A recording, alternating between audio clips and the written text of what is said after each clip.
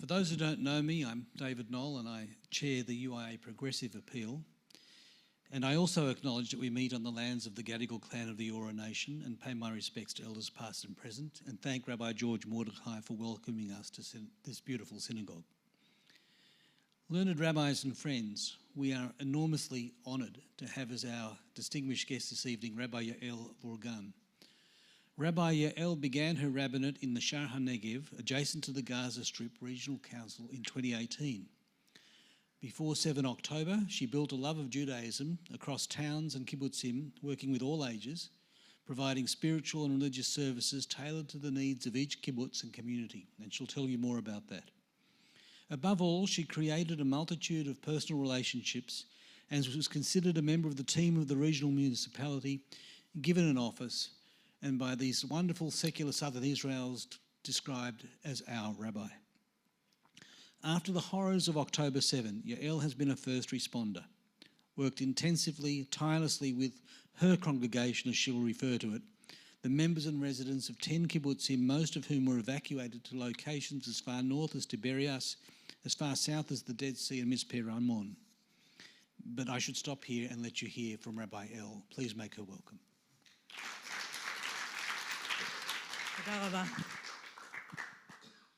Thank you, David. Thank you, everyone, for coming. Thank you, the UPJ, for inviting me to come here.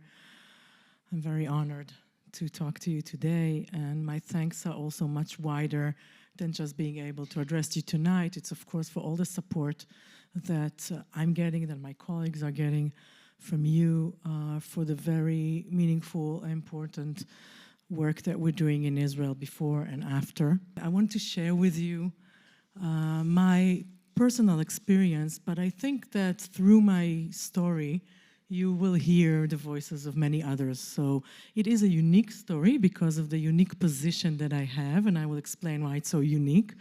But I'm really not the only one, and my story is just one of many, many stories, and I'm sure that you will get a wider picture, although I'm going to take you inside to some specifics of the realities. I have to tell you that in the last decade, the Israeli Reform movement had grown so much, it doubled the amount of congregations, and so instead of 20-something, we have 54 congregations in Israel right now. And for me, being 40 plus, starting to go to rabbinic school, and nothing in my youth or the way I grew up, nothing indicated I'm going to end up being a Reform rabbi. If I had known, if somebody would tell me when I was 20 that I will be a Reform rabbi, I would crack. It wasn't something I was planning, but along the way of spiritual search that I was at, I came across this, and being involved in all kind of NGO in Israel, that was my work before, I found the perfect connection for me to know that I could engage in a very obligated Jewish stream to the Jewish life and identity, and also to, human values that I cared about, social justice, human rights, and all of that. And I don't have to give up any part of my personality to be that. And that was a revelation for me. And since then, I belong to the Israeli Reform movement. And when I was ordained on November 2018, the movement suggested that I would go to Shar HaNegev Regional Council community. And you know what? I didn't want that job at the beginning, okay? Because it's so unordinary. I wanted, we have regular communities in Israel. We have mainly in the big cities, in Tel Aviv, in Jerusalem, in Haifa, in Ra'anana. I live in the city of Modi'in, so even in my city, there are more classical, forms of congregations that are synagogue-based, okay? And I thought I would be something like that. And but it happened that I did take this position, and a few months into that position, I was in love with the area, in love with my job, in love with the people, and I was going around telling people, whoever I meet, that I'm the happiest rabbi on earth. And I'm going to try to explain that to you. I will explain a little bit. What does it mean to be a rabbi in a regional council? What is a regional council, right? It's a country area where there are no big cities, because cities are their own municipalities. So it's a municipality of not one place, of many little places, okay? So in Israel, most of them would be in the north or in the south of Israel, right? The center is more cities and then in the edges. And about a decade ago, the Israeli Reform Movement decided to send some rabbis to work in municipalities like that are not cities, okay? And some people were saying, oh, this is a weird idea. Why would you do that? It's such a small population. You know what? Today, I think there's not one person that will not admit that it was a wonderful, a very important idea. Because the work that we are doing today, most of the people who are evacuated from their homes are either from the north or from the south. And the fact that there are rabbis that know them and that they connect to as their rabbis, and it's us, okay, enables us to do this amazing work that we're doing. And so I'm a part of, so out of 54 communities in Israel, 13 of them, like me, are rabbis working in regional councils. And that means people sometimes ask me, so where's your synagogue? Ha, I don't have a synagogue, okay? I do not have a synagogue. What I do is I work in 10 kibbutzim. My region is a fairly small region. There are rabbis working in regions with 30 kibbutzim, okay? Mine has 10. It's still a lot. And I just go from one to another, and I knock on the yellow gate of the kibbutz, and I go in. And I do activity with the kibbutz members, and I'm sure some of you know that the population in the kibbutzim, especially in this area, but in many kibbutzim, is very, very secular. So people will usually reject anything that smells like religious to them.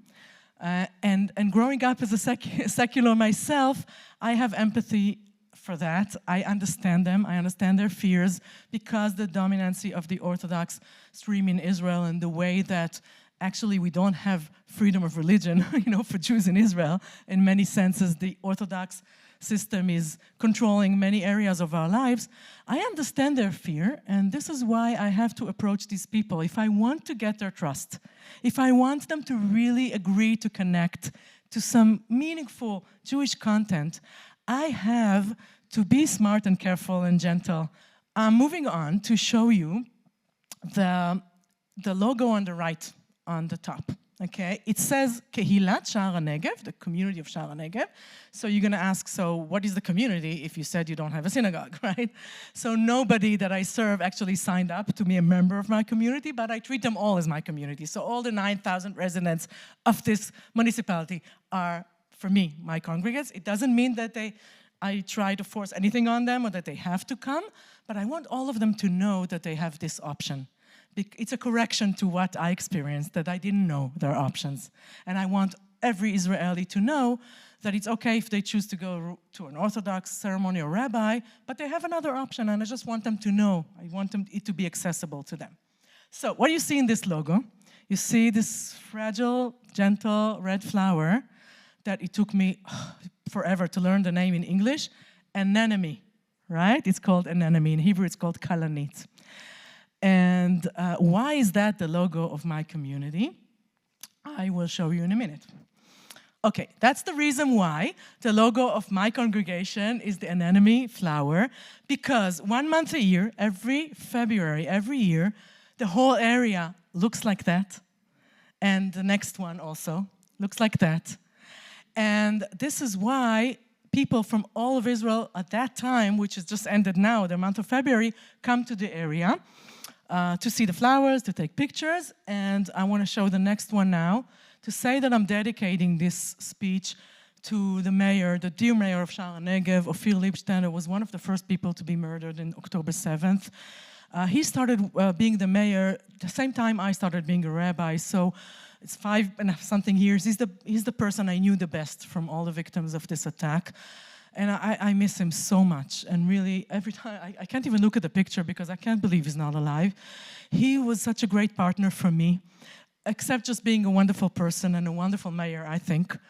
Also, just really being pluralist, really appreciating our work, allowing us to, to do all that we do and coming and talking in our events and being present in our events and really saying, I love the fact that the rabbi of this region is a Reform rabbi and a progressive rabbi, and just this wonderful person and a great supporter of our work.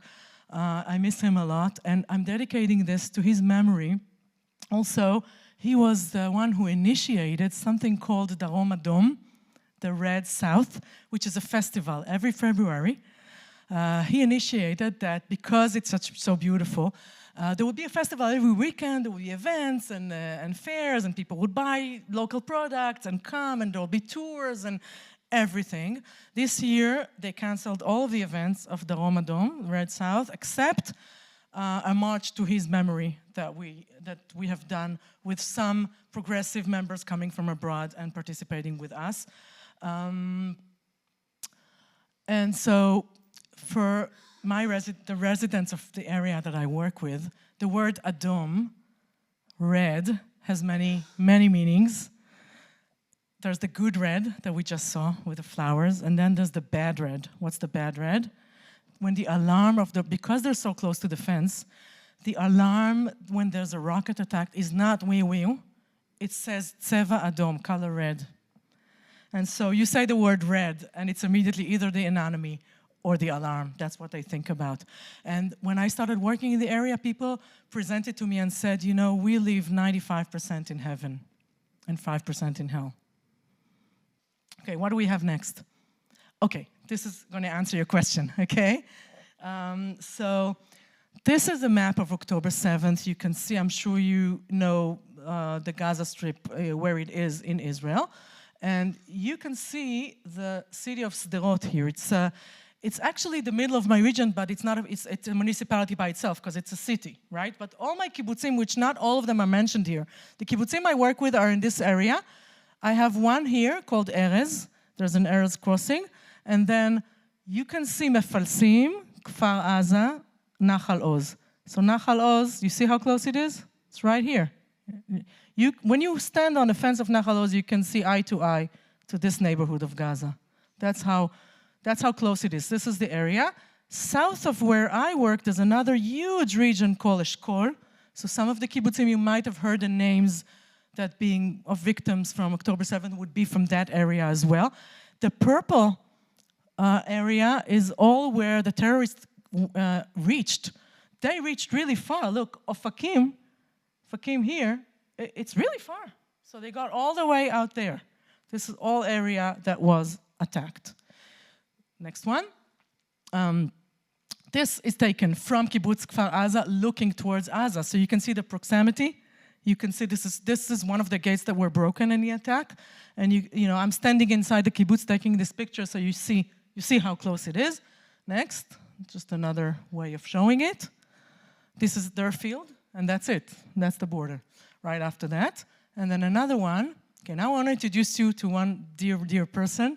His name is Dani Rachamim. He lives in Nachal Oz. He was the spokesman of the kibbutz for a while. So every group that came to visit the area, he would give a tour by the fence. I would show them the Gaza Strip.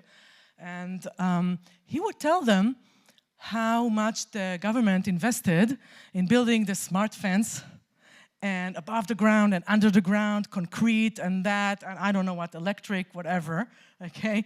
A lot of effort to build this protection in a fence, and in half an hour it all broke, right? So this whole conception that fence can give you security kind of broke that day. Okay, next.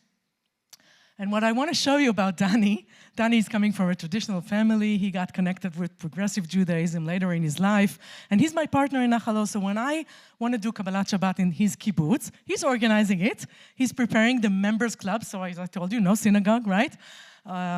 We meet in a members club. It's a very informal, way of, being together and having Kabbalat Shabbat. And you see him here with a chumash because he's the one saying the Dvar Torah, the drash. Right? One of the things that I found out that if I want to have my congregants involved, I have to get off the stage that I don't have, no stage, but also I give up the stage really easily because, I get a lot from the fact that he's doing the drash and not me, right? Although I'm the professional and I'm officiating it, But I get involvement of the people, and they want to do stuff. And he has what to say, and he has beautiful things to say, and many other people. I want to get them engaged. And so he's giving Drat Torah. A little bit more of Danny because he's such a sweet person. Okay, so this is Danny's daughter with a black shirt, and that's her partner. And this was the first lesbian wedding in Kibbutz Nachal Oz. And this is a Kabbalat Shabbat we had in the members club. It was June, so it was Pride Kabbalat Shabbat, and we were greeting the couple under the talit. Her partner, Naama, came from a traditional family where her parents did accept her, but she was feeling, because I told you that's how it is in Israel. She felt all her life that, you know, she can't really be involved and committed Jew if she's a lesbian. So it's either, she has to choose, right? She can't really be a part of Jewish rituals, and she had to put it aside. And when she found out that the progressive Judaism offers her to be included, and not just be included, to, you know, to kind of celebrate the variety and be pluralistic, and, you know, she can be a part of that, she was moved to tears to find out that. And it was a revelation for her to come to a Pride Kabbalat Shabbat and feel that her identity is included, and she can be a part of it, and she can, and you know what? She became my partner to doing Pride Kabbalat Shabbat in the area. And also, there's a baby now for this wonderful couple. And so, you know, we decorate the members club with pride flags, with the movement logo. And she's my partner, and I'm doing this with her. She knows the community, she brings the people, and I bring the content and the music and the words, and we do it together. And you see why I'm in love? Do you understand now? These are just the sweetest, sweetest people, okay? But I do want to take you to a very special day. That's October 3rd, 2023, okay? And what you see here is a group of seniors from the area. I got to fulfill a dream of mine for many years, and that's to officiate a late bar bat mitzvah for people in their 80s, okay, except Danny, he's 70-something, but most of them are in their 80s, and they never had. The women, of course, never had, because it wasn't common or even an option for women. And the men, you see the one with the light blue shirt, that's Yoki. He's from Kibbutz Gevim. He's 89, okay? And one time he came to me and he said, you know, I never had a bar mitzvah. Why? Because it was Independence War, and, you know, he didn't get to do one. And the one on the left, Igal, he's 86, and never had, just his family was so secular, they didn't even want to, you know, have a bar mitzvah. And I mean, Aliyah Torah and all of that, like traditional bar mitzvah, not a party, right? And so I told him, you know what, let's do it. Let's do it now. It's never too late, right? And they got so enthusiastic about it, and I opened this group of, you know, 3 men and 3 women learning together for 3 months in the regional senior club, which I have good cooperation with. And we studied, and then this event, and we wanted this event to be before Simchat Torah, because we're gonna connect these people for first time in their lives to Torah. Let's do it right before Simchat Torah. And that's the event, and it was so joyful, and it was so beautiful. It was Chol HaMoed Sukkot. So the kids, their grandkids could come because they were on vacation, and their families came, and many, many people from the area came, and we celebrated. It was wonderful. It was really, really wonderful. And at the end, we took a picture in the sukkah outside, and that was the last picture of the activity before October 7th. It says on the orange sign, "V'samachta b'chagecha," you should rejoice in your holiday, and we did rejoice at that time. October 7th itself, I was supposed to officiate another bar mitzvah, this time for a boy, in one of the moshavim in the area. And because it was a late bar mitzvah, it was like a mincha at noon, at 7 o'clock, I was still, you know, getting myself out of bed, and I wasn't aware. And then the mother of the bar mitzvah started calling me again and again. I saw my phone ringing, and I answered her, and she said, "Are you aware of what's going on?" I wasn't, okay? And she started telling me, you know, at the beginning it sounded like just a rocket attack, and, you know, unfortunately the people are so used to it. So they say, we'll go into the safe room, we'll come out, and we'll continue our plans. It's not, you know, at the beginning nobody realized that this is a whole other scale of event. With the hours, and at 8:30 we already got the message by WhatsApp that Ophir Lipson was murdered. So at that point, it was clear that something completely different is happening. And really from that moment on, as a rabbi serving these communities, I was going out of my mind because I'm not with them physically. I'm not there. But I'm the rabbi, so what am I supposed to do? What am I supposed to do? So I was sitting for days, all the first 2-3 days, on my phone.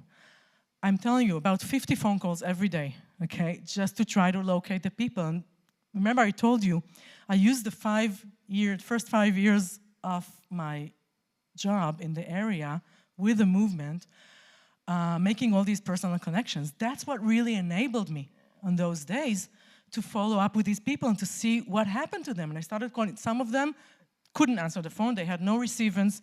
Some of them were corresponding with me from the safe room. Some people in Kfar Aza and Nachal Oz were sitting in the safe room for 18 hours, 20 hours, 30 hours. And all these hours, we're trying to understand. Now, they don't know exactly what's going on. They hear the shooting outside, but they don't know the large picture of what was going on in the area. So it's a complete chaos, and we're trying to collect information and see what is happening to each kibbutz. Some of the kibbutzim in my area managed to chase away the terrorists that were coming to the fence of the kibbutz. Most of the kibbutzim have something that is called civil protection group, civil guard, okay, which is made of civilians that have weapon or that have armory and they go to take the weapon. Okay, the army was not present at all for the first hours and sometimes half a day. And these civilian guards saved the kibbutzim. They went out, brave people, went out and actually fought the terrorists. And in about 7 of the kibbutzim, they chased them away. The 2 kibbutzim that got terrorists in are Nachal Oz and Kfar Aza that I was describing, telling you about them. Okay? And in those kibbutzim, again, these civilians, brave heroes, went out and had this fight. And some of them paid with their lives, but also saved many, many lives. And so the people of the area, when I called to ask them every day, how are you doing? They said, how can we do? We're going from one funeral to another. That's what they did, okay? And this is one funeral that I officiate. I didn't officiate a lot or not all of them. Sometimes I participated in ceremonies I didn't officiate just because I wanted to be there with the people.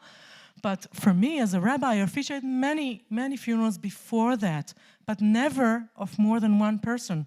And most of the funerals this time were from more than one coffin. Here there's a couple, a man and a wife. Sometimes it would be a woman and a daughter, or sometimes a whole family together. And that's something I wasn't prepared to. How do you officiate a funeral like that? And so all my rabbinic role kind of shifted in a terrible way, and I had to think everything from new and from fresh, how to adjust myself to the new situation, to just learn from the people what their needs are now, where are they, what's going on. A lot of listening, a lot of consulting just by being with them, just a constant presence to hold their hand and to hug them without even saying anything, because sometimes, what do you say? And I remember one woman I was calling, because I was always calling people to see how they are, and I told her what to do. I want to do something. She said, nothing to do. She tells me, you have to understand there's nothing to do. Okay? So I didn't stop working from that minute, but this constant question, how can we help the people? What can we do? Okay, so one of the things I continue to do are Kabbalot Shabbat. And this is October 13th. It's in the north of Israel, in Emek Israel, in a kibbutz called Mizra. They absorbed the evacuees from kibbutz Gevim, one of my kibbutzim. I didn't even think, it was the first Friday. I didn't think I'm going to do a Kabbalat Shabbat, but they called me and said, let's do. Okay? Everybody was so shocked and so confused. And this Kabbalat Shabbat was, coming out of nothing. The day before, I knew I was doing it, right? So you can't prepare a lot in advance. You have to just be there, right? And you know what? Although I told you these are very secular people, I felt that Kabbalat Shabbat, every song we sang was a prayer, a real prayer. We sang Nomi Shemer, classical Israeli song, which we did before also, but every word sounds differently, and people are completely emotional, so the kids are playing around, laughing because they're kids, and their parents are sitting with us and crying and singing, and I felt that they really want to pray. Even if they don't call it this way, it's okay. They really want, because they're so traumatized, and when we're traumatized, we lose the words to describe what we're feeling.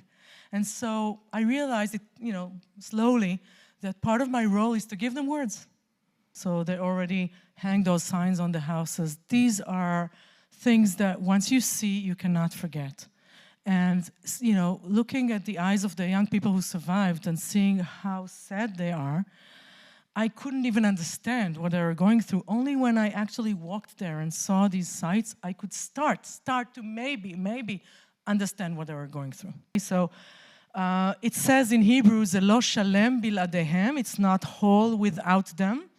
Hachatufim, the hostages, are in our minds. Remember the anemone flower? So see what they made. The municipality have made this new logo when the flower is bleeding. And it's a bleeding wound. And it's something that I go to sleep with every day. I wake up with this every day, thinking of these people. These are Ziv and Gali Berman, are twins from Kfar Aza, twin boys. Emily, Doron. They belong to the young adult group of Kfar Aza. The young adults in the kibbutzim, when they free from the army and come back to the kibbutz gives them like a studio, a small apartment to live separately from their families. And so there's a whole little neighborhood. I'll show you pictures in a minute. And they live very close to the fence. So the young people of Kfar Aza, most of them are either killed or abducted at that day, and not many survivors. Keith Siegel is also from Kfar Aza. He has a brother in one of our Reform congregations, so we know this family really, really well. We're with them all those months. And these two men are from Nachal Oz. They're in their 40s. They have families, children. And what you see in the middle, the person holding the sign, is the father of Omri Miran. This is Tzachi, this is Omri. And this is one of endless demonstrations that we have to cry out to bring them home. And a lot of times I find myself, even as a rabbi, just standing there next to them, holding the sign. I don't have to say anything. I don't have to officiate. It's their events. They're leading it, and I'm just there with them. And this means so much. People are referring to me as the rabbi, although, it's not something that I don't use this title so much. But now people are even more, and the rabbi that they know is a progressive rabbi. They don't have another one. Some of my congregates tell me, we don't know if we're ever going to be able to believe in peace again. And it's okay for them to say it. I can hear it. But I feel that the part of my role now is to encourage them to think about the future in better terms than what we know today. And to imagine a better future for them, for their children, for their grandchildren. I'm ending. Let's move on. And I just want to show you one thing that for me is a symbol of going back to life. Because the World Union for Progressive Judaism have decided, in these times specifically, to donate us, the congregation, a Torah scroll, which I can't tell you how moving this gesture is for me. I do need a Torah scroll, but it's much more than that. I need a scroll. At the fact that they're giving it to us in those times, I can't tell you how encouraging that was. We had this amazing ceremony. We did it in Shfaim, where the evacuees of Kfar Aza is. Can you move next, please? We dedicated the scroll to the memory of Phil Liebstein, the mayor. So the woman holding the scroll is his mother. And I was really a little bit scared. I didn't know how these people are going to connect to the whole idea of a Torah scroll. You know what? She didn't want to leave it. She was hugging it so hard. And then we did another ceremony with the widows and the mothers of the civil guard team. And again, they were mostly women to see them so naturally, holding the Torah scroll, connecting to it. I asked them, when we did the ceremony of passing on the Torah, I told them, it says about the Torah, Etz Chaim Hi, it's a tree of life. So tell us what gives you, where do you get your forces of life from, okay? What came out of these women, I'm going to start crying if I tell you, okay? It was so moving. It was so powerful. And so it made me realize that really our contribution to their lives now, okay, is so huge in the way that we really bring something that is bringing back life. And just last one, almost last one. Oh, these are, this is Ophir's wife, Vered. This is Liora and her daughter, and another woman and her daughter. These are the widowers of the heroes. And this is a girl from Kibbutz Gevim and her two mothers. And the mother on the left her mother was murdered in another kibbutz. But still they decided to have her bat mitzvah. And I was so proud of her and of them that they chose to go on with life. It was really fresh. It's 3 months after. They're still mourning. But we had this ceremony, and she read Torah, and we celebrated and cried for many, many reasons at the same time. And I feel that now this is what I can give them. It's all these meaningful, powerful, moving, emotional events that reconnect them to life and to the powers of life. And the last thing, and then you can talk, is I'm closing a circle with an enemy flower that we started with. Remember? Okay. So the Darom Adom, this festival, the Red South, is hanging all these signs around saying "Porchim mechadash," reblooming. And some kibbutzim have these signs. I don't know if you can read it well. It says "Hanegev od yeh poreach." The Negev will continue, will rebloom again. And that's a comfort. And I want to tell you, I truly, truly believe in the resilience and the powers of life of these people. The people of this area are unique, amazing people. They have the power to overcome this. This evening is part of the UIA Progressive Appeal. The work we support is the work that you've heard Rabbi Yael and her colleagues undertake. I can share with you, because this is not our first event, that every single donor who's handed in a pledge card has increased from that which they gave last year, in some cases double and triple. Please give generously. Thank you.